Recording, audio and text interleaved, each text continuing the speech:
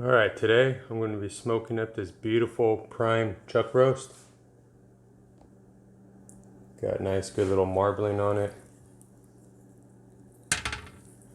Ended up picking this up at Costco. And we're going to go ahead and put a binder on it and throw it on the smoker. Alright, we're going to start off with a binder. I usually do Worcestershire sauce or stuff like that, but I have some of this better than bouillon, and why not? Should give it a nice good natural beefy flavor. So I'm going to use that as a binder, and then I'm going to add some Meat Church Holy Cow rub to it. So we'll get this all rubbed up and seasoned up, and we'll see how it looks.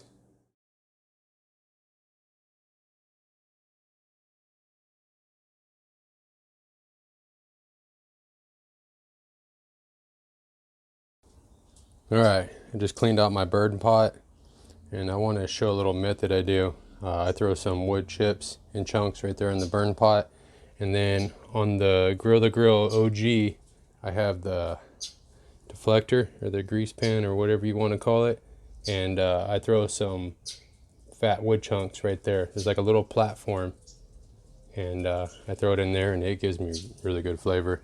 So something to think about. I know a lot of us use smoke tubes when we would desire a little bit more smoke flavor, but this is a method I've been doing for a couple of years and it works great. So thought I'd share that with you guys and get this put back together and fired up. Alright, so I got her set at 210. I'm probably going to run like this for an hour, and then I'll bump it up 20 degrees every hour and kind of do a little hybrid of low and slow for that flavor and start getting up in that hotter, faster cook. But she's in there, got a little water tray in there, and see what happens. So right now, it's just going to be a waiting game. I am running the Naughty Wood 100% almond wood pellets, so that's what we're going with this one today.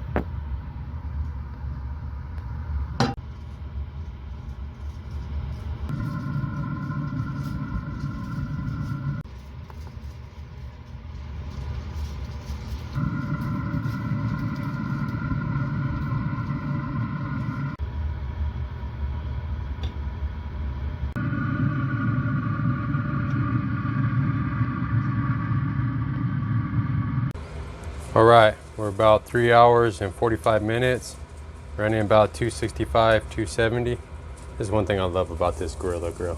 You just peek in there if you want to. But I'll go ahead and show you guys. This is what she's looking like. Not too bad. Starting to get some of the color I like. She probably got about another half hour or so, 40 minutes. Check out this new little hook thing I got. It's cool.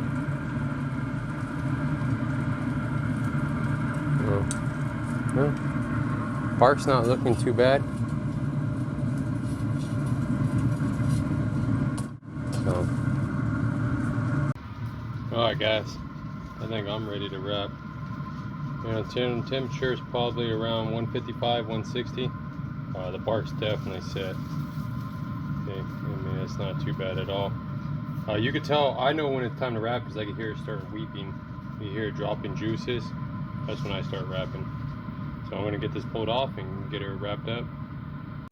Alright, so check it out. That's how we're going to do it. Made a little boat by kind of just folding up the foil. And I have some rendered down beef tallow that I save when I do briskets. And I am going to pour that all on top. Just let it rehydrate with it.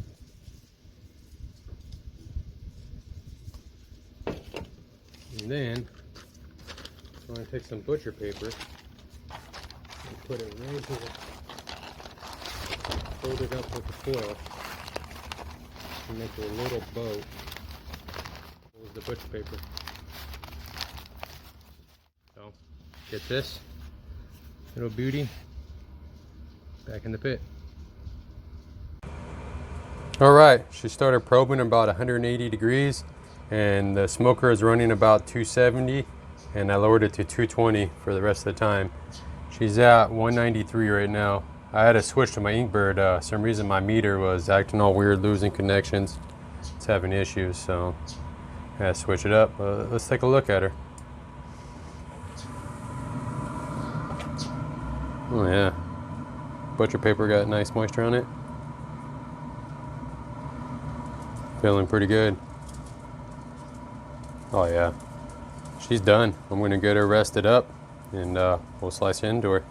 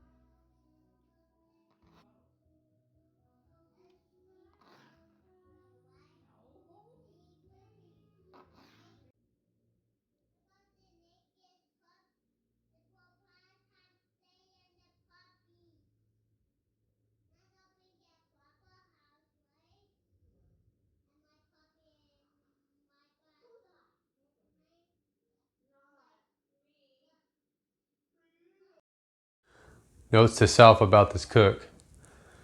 Maybe you could pull it off at 195, 197, be okay. But the 194, 193 area was pretty spot on. It was very, very tender, super juicy.